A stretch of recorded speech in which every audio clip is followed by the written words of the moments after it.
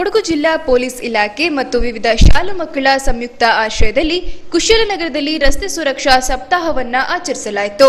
ನಂತರ ಕುಶಾಲನಗರ ಪ್ರಮುಖ ಬೀದಿಗಳಲ್ಲಿ ಸಂಚರಿಸಿ ವಾಹನ ಚಾಲಕರು ಹಾಗೂ ಸಾರ್ವಜನಿಕರಿಗೆ ವಾಹನ ಚಲಾಯಿಸುವಾಗ ಅನುಸರಿಸಬೇಕಾದ ಕ್ರಮಗಳ ಕುರಿತು ಅರಿವು ಮೂಡಿಸಿದರು.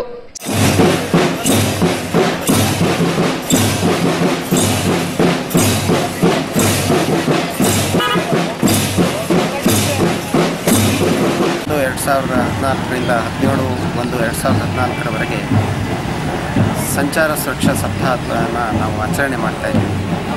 ಅದರ ಅಂಗವಾಗಿ ಈ ದಿವಸ ಕುಶಾಲನಗರದಲ್ಲಿ ಮಕ್ಕಳಿಂದ ಒಂದು ರ್ಯಾಲಿ ಮಾಡೋದ್ರ ಮೂಲಕ ಅವರು ಭಿತ್ತಿಪತ್ರಗಳನ್ನು ತೆಗೆದುಕೊಂಡು ಹೋಗೋದ್ರ ಮೂಲಕ ಸಾರ್ವಜನಿಕರಲ್ಲಿ ಒಂದು ಸಂಚಾರದ ಬಗ್ಗೆ ಅರಿವು ಮೂಡಿಸ್ತಕ್ಕಂಥ ಒಂದು ಕಾರ್ಯಕ್ರಮ ಇದಾಗಿದೆ.